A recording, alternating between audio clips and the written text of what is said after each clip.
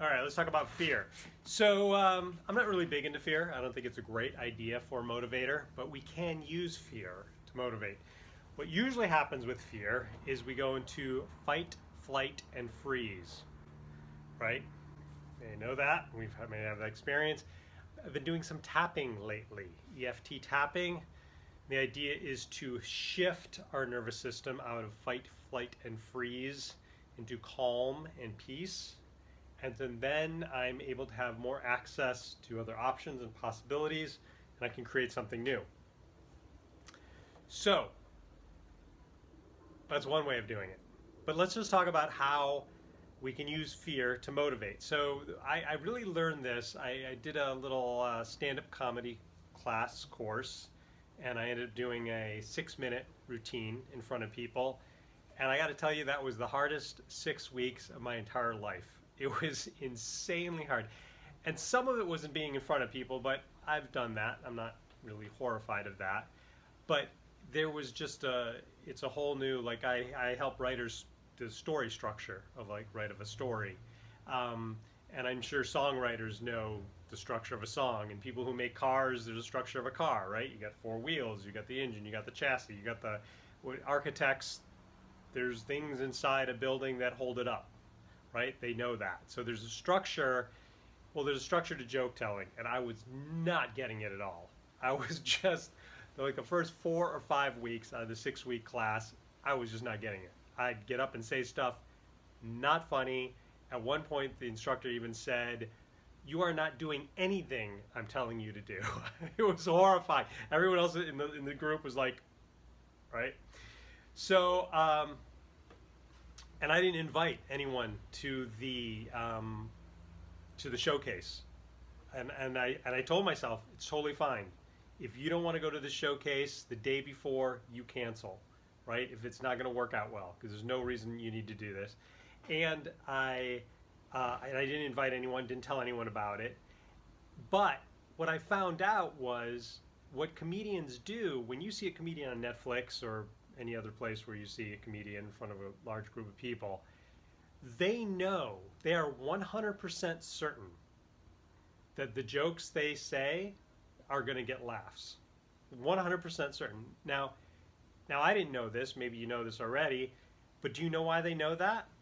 It's because they've tested out the material over and over again. He's gone to these small nightclubs, they've tried out material, parts where people laughed, they kept it, parts they didn't laugh, they didn't keep it. If it was a weak laugh, then they might rewrite it or deliver it a different way.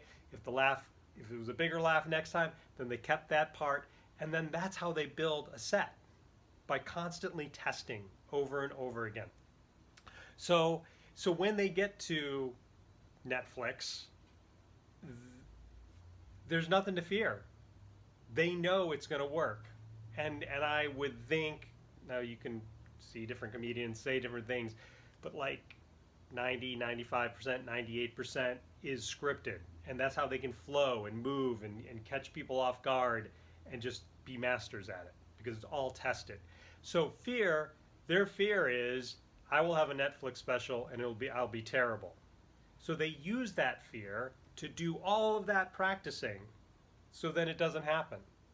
I heard, I went to the Palm Springs Film Festival one year, and there was an actress, she was in Gone, I'm pretty darn sure, and I apologize for not knowing her name. She was like a supporting actress, got up for an award, but she said this was like her first big movie, and she said she was so scared of looking bad that she like doubled down with the acting and the rehearsal and the talking and the working it out.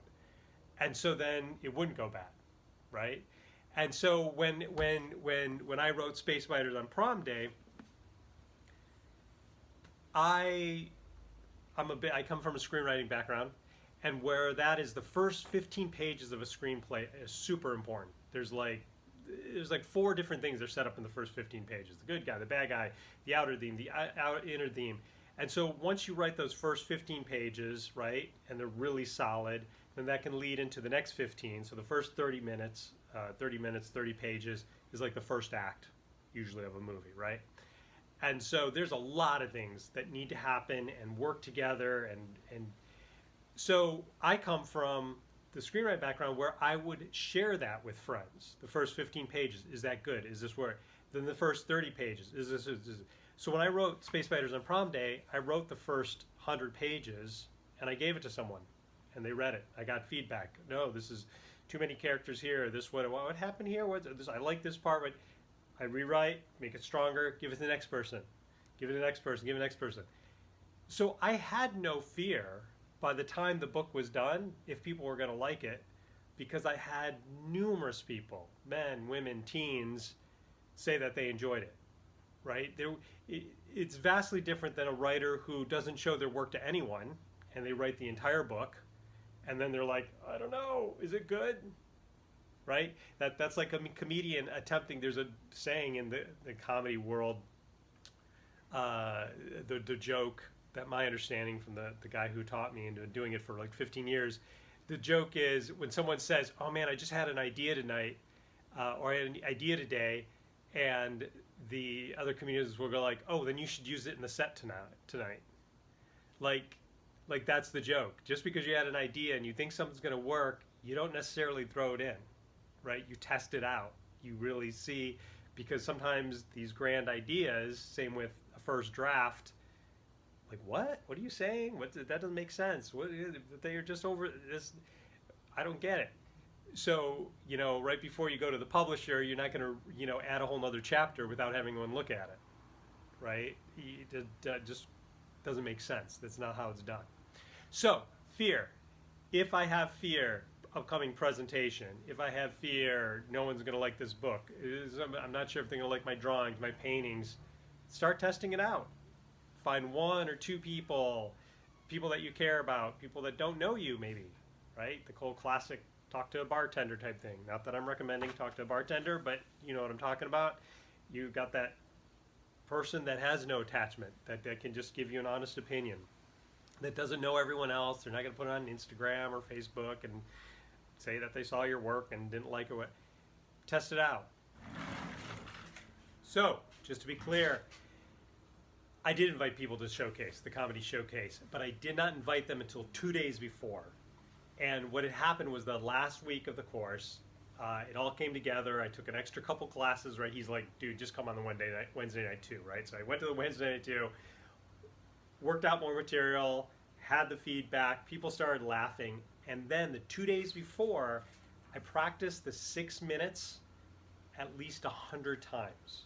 I wrote it out 3 times because that activates a different part of the brain. I set it into my phone audio-wise, and I listened to it while I was driving. And then I would walk around the block with the script and just go over it over and over again. And within those last 2 days, I really got the material, and then I was playing just with the delivery, right? So I mention all that because it just wasn't accidental that it went well, right? And I think you know this, I know this, anyone who's done a presentation, I'm trying to teach this to my 13-year-old, right, when he does a presentation in front of class, I'm like, well, you know what, if we rehearse it 5 more times, the odds are it's going to go better. Well, I don't want to. I'm afraid it's going to go bad. Well, it is going to go bad if you don't do the prep work, right? That's the whole thing. So, and I get it, fear thing causes the freeze, and then we don't do it, and then we create what we're most afraid of, right? So take your time, breathe, practice, practice, practice, share, get feedback. That's not failing. There's a great saying, babies fall, adults fail, right? You would never say the baby failed walking. No, he just fell, and he gets up and does it again. So when that comedian goes out and has a bummer night or some jokes don't go well, that's really not failing. They're continuing to build. They're like, that's part of the process, right? So when I give my parts of my book out and some people are like, what? Or I didn't like this, or this was too long, or why did you introduce 17 new characters in this chapter?